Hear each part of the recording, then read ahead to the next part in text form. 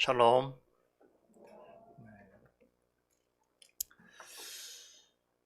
시편 149편, 오늘 주일 아침에는 방금 부르신 시편 149편 함께 나누도록 하겠습니다.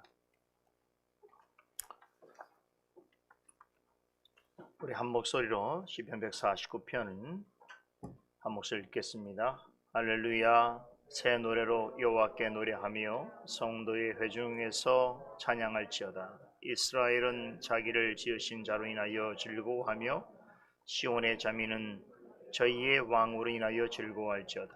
춤추며 그의 이름을 찬양하며 서고와 수금으로 그를 찬양할지어다. 여호와께서는 자기 백성을 기뻐하시며 겸손한 자를 구원으로 아름답게 하심이로다.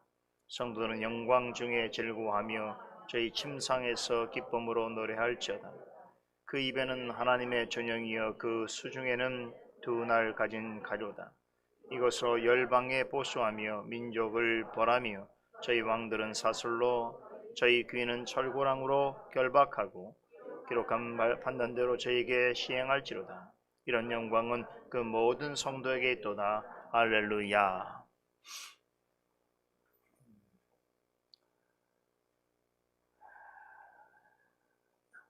오늘 아침에 살펴볼 시편은 149편입니다. 시편 전체가 150개의 시로 구성이 됐지요. 그 마지막은 할렐루야 시편이라고 불리는 5편의 할렐루야 시편으로 대미를 장식하고 있습니다. 본 시편은 그 중에서 4번째 해당되는 시이지요. 구성적인 면에서 보자면 역시나 앞서 우리가 살펴봤던 할렐루야 시편들과 같이 할렐루야라는 말에 시작해서 할렐루야로 그치는 수미일치적인 구조를 띠고 있습니다. 내용적으로도 이스라엘 백성에게 하나님을 찬양할 것을 촉구하고 있습니다. 이런 점에서 볼 때 앞서 살펴본 할렐루야 시편들과 매우 유사성이 있습니다. 그럼에도 시편 149편에서만 볼 수 있는 매우 특별한 교훈이 있습니다. 본 시편은 입을 통한 찬송과 칼을 통한 심판이라고 하는 아주 대조적이고 어쩌면 모순적으로 보이는 표현을 통해서 창조로부터 종말에 이르기까지 찬양을 받으시기 합당하신 하나님을 찬송하고 있습니다. 특히 본 시편의 6절 이하에는요, 전쟁을 상기시키는 몇 가지 표현들이 등장하지요. 이는 하나님께서 마지막 날에 성취하실 영원하고 궁극적인 승리를 바라보게 하는데요. 그런데 이런 표현들 때문에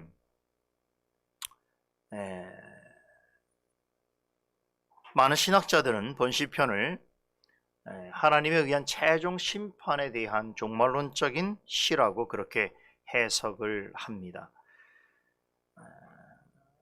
본 시편이 종말론적인 전쟁을 묘사한다는 그런 이유로 인해서 실제로 기독교 역사 속에서 본 시편을 찬송시라기보다는 전쟁가로 활용했던 경우도 적지 않습니다. 루터가 종교개혁을 단행하던 시기에 농민전쟁이 일어났습니다. 독일에서만 한 30만 명의 농민들이 봉기에 참여했는데요. 아주 이때 급진적이고 또 폭력적인 종말론적인 사상을 지닌 제세례파 지도자들이 농민 반란 운동을 이끌었습니다. 토마스 민처라고 하는 이가 대표적인 사람인데, 이는 오직 폭력과 반란을 통해서만 지상에 농민들을 위한 천년 왕국을 이룰 수 있다라고 주장했습니다. 그런데 이 민초가 농민들을 자극하고 선동하는 과정에서 사용한 시편이 바로 시편 149편입니다. 하나님은 우리에게 양손에 두 날을 가진 칼날을 주시고 또 원수인 기존의 종교 세력과 영주들과 싸우게 하시고 그들을 무찌르게 하셨다라고 주장했습니다. 안타깝게도 그의 말에 동조해서 이 농민 봉기에 참여했던 수십만 명의 농민들은 잔인하게 학살당했습니다. 이외에도 1618년부터 30년 동안 거의 모든 유럽의 나라들이 참여했던 30년 전쟁 때도 보복 전쟁의 정당성과 승리를 주장하는 이들에 의해서 본시편이 무차별적으로 인용되었습니다. 본시편을 인용하면서 하나님은 자신들의 편이고 상대편 대적들을 무찌르게 하실 것이고 마침내 승리케 하실 것이라고 주장했습니다. 이처럼 본시편은 뜻하지 않게 역사 속에서 불필요하게 해석되어지고 잘못 인용된 사례가 많습니다. 대개 성경을 이런 식으로 이해하고 인용하는 것은 성경에 대한 엄청난 무지이고 아주 심각한 곡해입니다. 그럼에도 예나 지금이나 이와 같은 방식으로 성경을 잘못 인용하고 해석하는 사례들이 많습니다. 이런 점을 염두하면서 오늘 본 시편을 살펴보는 것이 오늘 시편을 이해하는 데서 굉장히 중요한 포인트가 됩니다.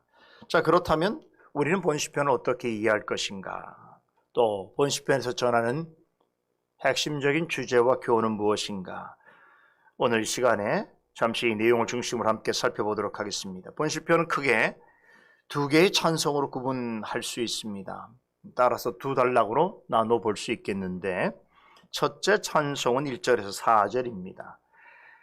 이스라엘을 구원하시는 하나님을 찬송하는 내용이 주를 이루고 있습니다. 이어서 등장하는 둘째 찬송은 5절에서 9절까지의 내용인데 세상의 모든 악한 세력과의 전쟁에서 최종적으로 승리하실 하나님에 대하여 찬송하는 내용을 고백하고 있습니다. 먼저 첫째 찬양을 소개하는 첫 단락부터 보면요. 시인은 할렐루야를 외치면서 먼저 새 노래로 하나님을 노래하되 성도의 회중에서 찬양하라고 권고하면서 시작합니다. 여기서 새 노래는 무엇일까요? 새 노래, 뉴송, 새롭게 작사되고 작곡된 노래라는 뜻을 가리키는 것이 아니겠지요. 새 노래는 성도의 회중에서 부르는 찬송을 말합니다. 그렇다면 성도의 회중이란 무엇을 의미하는가? 성도라고 하는 말 자체가 하나님의 거룩한 구별된 백성이라는 뜻이죠. 그런 하나님의 구별된 언약 백성의 모임을 가리킵니다. 하나님을 경외하고 예배하는 믿음의 공동체를 뜻하는 것이지요. 여기에서 성도의 모임이라고 할 때 이 원어를 보면 이 모임이라고 하는 말이 히브리어 카할이라고 하는 단어에서 유래되었는데 이 카할을 헬라어로 번역한 것이 에클레시아예요. 카할은 모으다 이런 뜻인데 에클레시아라고 하는 우리 교회를 가리키죠. 에클레시아는 하나님께서 불러 모으셨다 이런 뜻을 가지고 있습니다. 즉 성도의 회중이라고 하는 것은 신약적인 용어로 본다면 교회를 가리키는 것이겠지요. 하나님의 택함 받은 백성들의 모임인 교회를 뜻합니다. 그러니까 시인은 이 새 노래를 어디서 부르라고 합니까? 교회에서 부르라고 하는 것입니다. 교회는 하나님을 찬양하기 위해서 부름받은 성도들의 모임이지요. 그러나 여기서 말하고 있는 교회라고 하는 것이 꼭 우리가 교회당에 모여 있을 때만 혹은 예배를 드릴 때만 찬양하라고 하는 의미는 아닐 것입니다. 우리가 앞서 시편 147편에서는 하나님을 찬송함은 선하고 아름답고 마땅하다고 했지요. 또 시편 148편에서는 존재하는 모든 것들을 포함해서 특별히 그 중에 하나님의 택함 받은 백성은 언제나 하나님을 찬양해야 한다라고 전했습니다. 이런 의미로 볼 때에 할렐루야 시편에서 말하고 있는 찬양은 어떤 특정한 장소에 모여서 입으로만 부르는 찬송을 의미하는 것이 아닙니다. 모든 시간에 온 마음으로 하나님을 경외하는 것이고 그분을 예배하는 자세로 살아가는 태도를 가리키는 것입니다. 1절에서는 성도 회중에서 찬양하라고 하고 5절에 보면 침상에서 하나님을 찬양하라고 그러죠. 침상이 뭐죠? 우리의 잠자리죠. 무슨 얘기를 하는 것입니까? 하나님을 찬송하는 삶은 대상과 장소에 따라 좌우되는 것이 아니라고 하는 것입니다. 하나님의 백성이라면 언제 어디서든 하나님을 찬송하는 삶을 살아야 한다는 것이죠. 이것이 바로 지극히 선하고 아름답고 마땅하다는 것입니다. 이렇게 언제 어디서든 하나님을 향해서 찬송드리는 삶을 사는 것을 시인은 날마다 새 노래로 하나님을 찬양하는 모습으로 묘사합니다. 찬송은 노래하는 동안 행하는 것이라도 찬양은 성도의 전 삶을 통해서 행하는 것입니다. 2절과 3절은 어떤 태도로 평소에 하나님을 찬양하는 생활을 해야 하는지를 가르칩니다. 우선 자기를 지으신 이로 말미암아 즐거워하라고 말하지요. 여러분, 우리가 하나님을 찬송하고 감사해야 하는 데 있어서는 수만 가지 이유가 있을 수 있습니다. 그런데 시인은 그것을 한마디로 하나님께서 나에게 무엇을 주셨기 때문이 아니라 나를 지으셨기 때문이라고 요약합니다. 우리가 살아가면서 하나님을 찬송하고 즐거워할 수 있게 된 가장 근원적인 이유는 하나님께서 우리를 당신의 자녀로 지으셨기 때문인 것입니다. 정상적인 자녀라면 부모에게 감사할 일이 많을 것입니다. 나를 키워주시고 먹여주시고 학교에 보내주시고 공부할 수 있도록 모든 여건들을 만들어주시고 끝까지 믿어주시고 또 필요한 것들을 공급해주는 부모님에 대해서 정상적인 자녀라면 감사하겠지요. 그런데 진짜로 부모에게 감사할 일이 무엇이겠습니까? 자녀로서 부모에게 진짜로 감사할 것은 부모가 무엇을 사주고 무엇을 입혀주고 무엇을 제공해 주는 것보다도 중요한 감사의 이유가 있습니다. 바로 자신을 낳아주신 것입니다. 여러분, 낳아주지 않았다면 지금의 자신이 있을 수 있겠습니까? 제가 얼마 전에 제 방을 이렇게 정리하면서 서랍을 이렇게 정리하는 과정에서 예전에 우리 아이들이 어릴 때 중고등 학교를 다닐 때 우리 아이들이 부모의 날인지 언제인지 모르겠습니다. 제 생일인지 모르겠습니다만 이렇게 써서 줬던 엽서와 편지들을 보게 됐습니다. 이렇게 보면서 제가 아주 감격스럽게 생각했던 한 문장이 있습니다. 엄마 아빠가 내 부모님이 되어주시고 내가 엄마 아빠의 자녀가 된 것이 너무나 감사합니다. 이와 같은 문구였는데요. 기억나니? 모르겠지요. 시간이 지나면 모르는 거죠.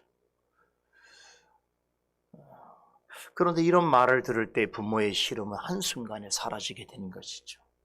자녀로서 부모님이 나를 낳아주신 일에 감사하는 것이 이처럼 마땅하다면 부모님과 나를 지으신 하나님께 우리는 어떤 감사를 드려야 할까요? 여러분, 우리 사람에게는 각기 부모가 다 다릅니다.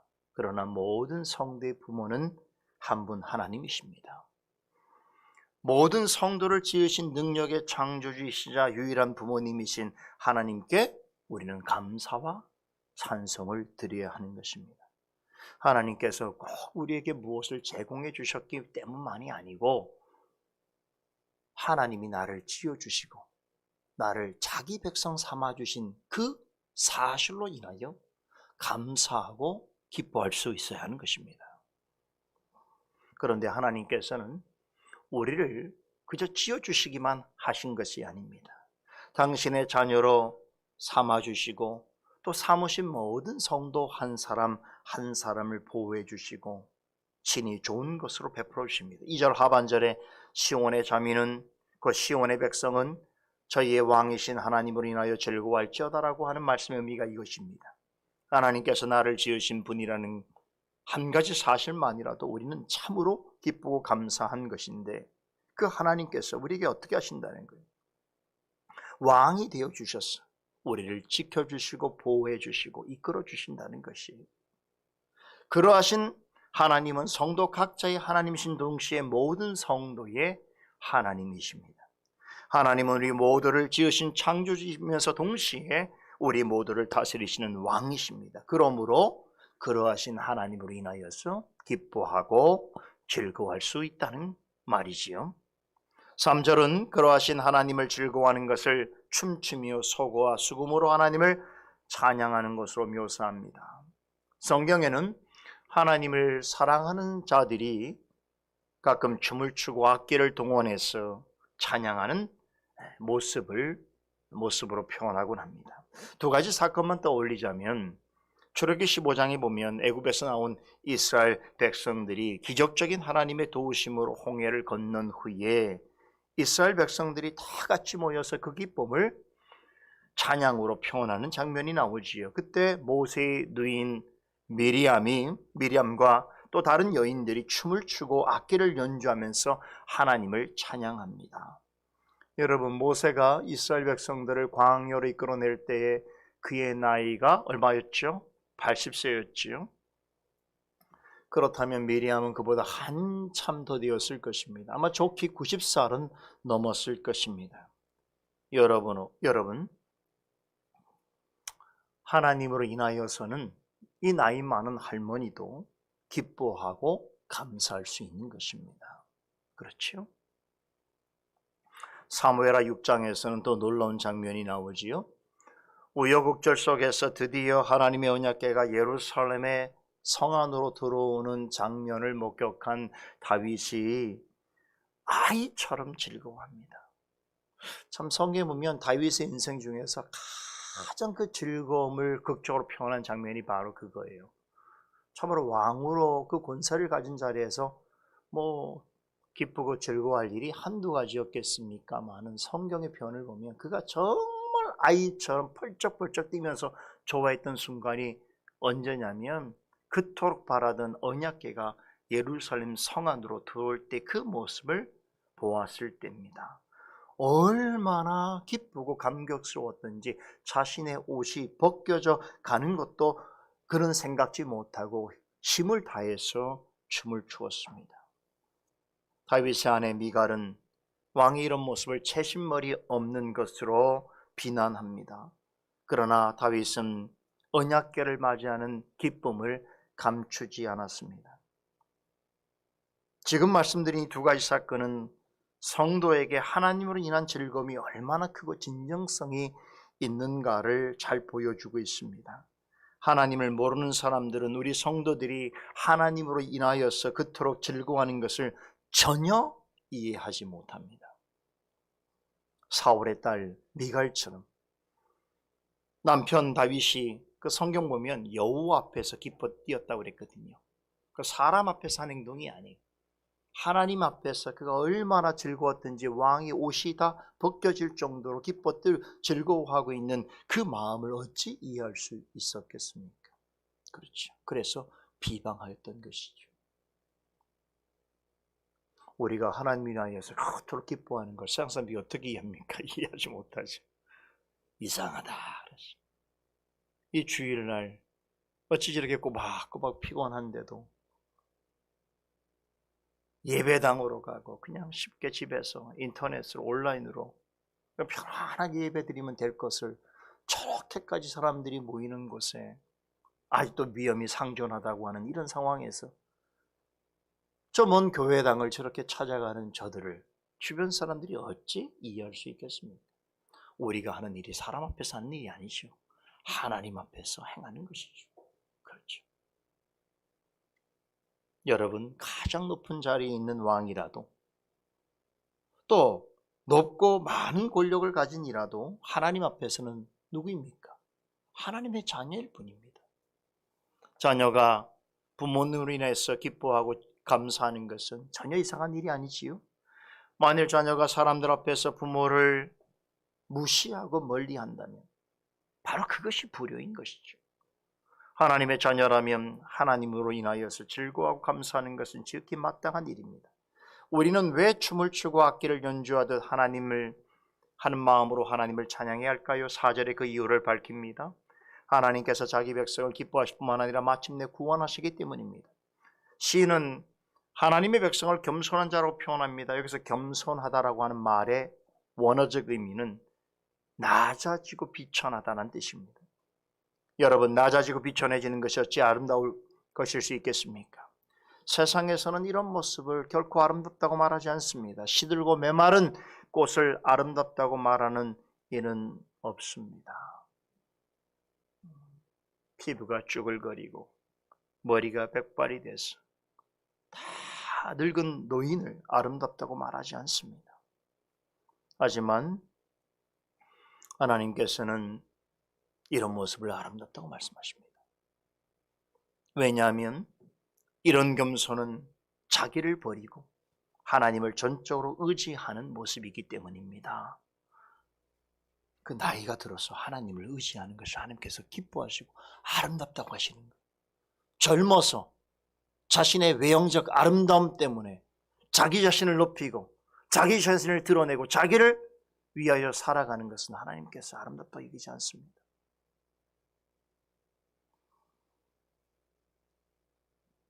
여러분, 이렇게 지극히 자기를 낮추고 비천한 자리까지 이르면서 그 아름다움의 극치를 보이신 이가 누구십니까? 우리 주 예수님이시죠. 우리를 대신하여서 한없이 낮아지셨고 또한 십자가에 죽기까지 비참해지셨습니다. 그러나 하나님께서는 그러한 예수님을 기뻐하셨고 아름답다 하셨습니다. 예수님께서 행하신 완전한 구속으로 말미암아 우리를 구원하셨습니다. 비참하고 비천할 수밖에 없는 우리를 가장 영화롭고 아름다운 위치로 회복시켜 주셨습니다. 이것이 4절이 의미하는 핵심입니다. 이어지는 둘째 찬양은 4절에 언급한 하나님의 백성과 그리스도로 인해서 구원받은 겸손한 자가 영광 중에 즐거워하고 침상에서 기쁨으로 노래함으로써 하나님을 찬양하는 모습으로 묘사하는 것으로 시작합니다.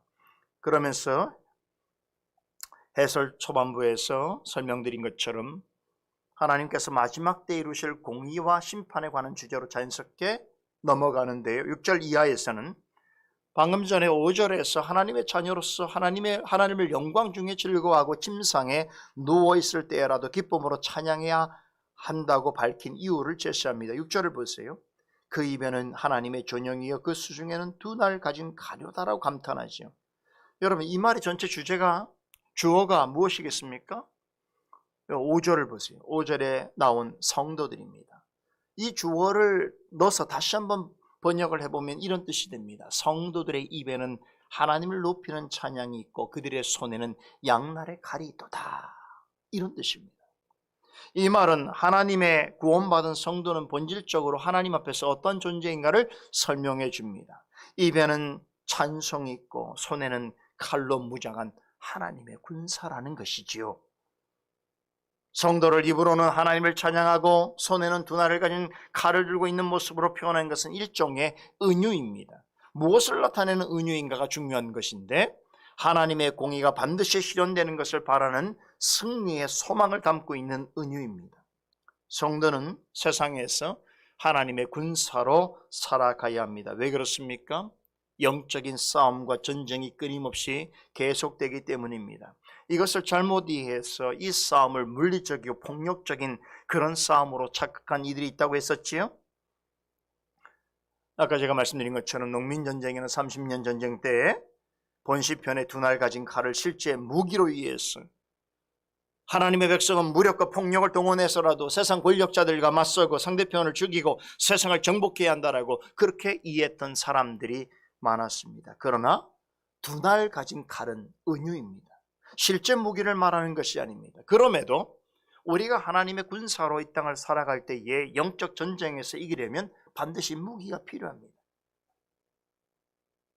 영적 전쟁에서 승리하려고 할 때에 절대로 필요한 무기가 무엇이겠습니까?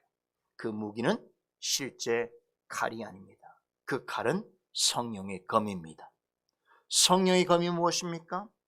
영적 전쟁의 실체를 소개하고 있는 에베소 6장에 보면 너희는 성령의 검 곧 하나님의 말씀을 가지라라고 말씀하지요. 성령의 검은 곧 하나님의 말씀입니다. 히브리서 4장 12절에 따르면 하나님의 말씀은 살았고 운동력이 있어 좌우의 날선 어떤 검보다도 예리하며 혼과 영과 및 관절과 골절을 찔러 쪼개기까지 하며 또 마음과 생각과 뜻을 감찰하신다라고 말씀하십니다. 여기에서도 날선 양날을 가진 칼을 하나님의 말씀을 묘사하는 것으로 설명합니다. 이러한 신약 말씀을 근거로 보게 될 때에 시편, 오늘 본 시편의 7절과 8절에서 성도들이 뭇 나라에게 복수하고 뭇 민족을 철저히 심판하며 그들의 왕들을 사슬로 묶고 고관들을 철고랑으로 결박할 것이라고 하는 표현은 장차 하나님께서 누구와 무엇을 통해서 최종 승리를 이루실 것인지를 말씀해 주는 것입니다. 바로 하나님의 백성인 성도들에 의해서 말씀을 통하여 그 일을 이루실 것이라고 예고하는 말씀인 것입니다. 하나님께서는 말씀의 능력으로 세상을 창조하셨습니다. 그렇듯이 말씀의 권능으로 세상을 심판하실 것입니다. 그러므로 우리는 말씀이 전하고 가르치는 교훈에 따라서 하나님을 잠잠히 바라보고 의지해야 합니다. 그리고 겸손히 그분의 뜻을 행해야 합니다. 본문 9절, 마지막 9절은 그로써 종말론적인 심판이 어떻게 시행될 것인지를 설명해 주고 있습니다. 9절 초반부를 보세요. 기록한 판단대로, 말씀입니다. 기록한 말씀대로 저희에게 시행할지어다. 여러분, 최종적인 심판은 하나님의 말씀에 기록된 대로 시행될 것을 예고하여 주고 있습니다. 그때 모든 악한 자들은 철저하게 응징받을 것이며 영원히 멸망받을 것입니다. 그러면 그때 성도들은 어떻게 될 것인가? 이런 영광은 그 모든 성도에게 있도다라고 말씀합니다. 하나님의 말씀으로 약속하신 모든 영광을 받아 누리게 될 것이라 라고 하는 뜻입니다. 이렇게 본 시편은 최종적으로 하나님의 공의와 심판이 시행되어질 마지막 날에 하나님의 택한 모든 성도가 뭐라고 외쳐요? 할렐루야를 외칠 것이다. 할렐루야를 외치며 하나님께서 말씀에 약속하신 모든 영광과 기쁨을 영원히 누리게 될 것이다 는 약속을 전하면서 오늘 시편을 마무리 짓고 있습니다. 우리는 그런 하나님의 약속이 이루어지는 시간을 바라보며 살아가고 있습니다. 개인적인 종말과 주님이 오셔서 이루실 최종적인 종말은 시간의 차이가 있을 수 있겠습니다마는, 그러나 한 가지 중요한 것은 모든 인생에게 찾아올 그 종말에 하나님께서는 기록한 말씀대로 모든 것을 이루실 것입니다. 그때 이 자리에 또한 이 말씀을 듣는 모든 성도님들은 하나님께서 말씀하신 약속의 판단대로 그 모든 영광과 기쁨을 누리는 자리에 있기를 간절히 소원합니다. 기도하십시다. 거룩하신 하나님, 오늘도 이 귀한 시편 말씀을 통해서 하나님의 깊고 고매한 뜻을 생각할 수 있도록 하시니 감사를 드립니다. 시편 말씀을 상고할 때마다 이 말씀들이 오늘날 살았고 운동력이 있어 우리의 심령을 새롭게 하며 깨닫게 하며 변화시키는 하나님의 말씀인 줄 확신하게 됩니다. 오늘도 하나님의 말씀에 의지하여 모든 것을 판단하시고 최종적으로 승리하실 하나님의 약속을 믿고 이 자리에 나온 성도들을 주께서 기억하셔서 하나님을 경외하며 예배드리는 그 마음을 받아주실 뿐만 아니라 특별히 성도의 회중인 교회에서 함께 모여 하나님을 예배하는 이 모든 시간을 귀하게 여겨주시고 아름답다 해주시며 신령한 은혜로 더하여 주시옵소서. 감사드리며 예수 그리스도 이름으로 기도드리옵나이다. 아멘.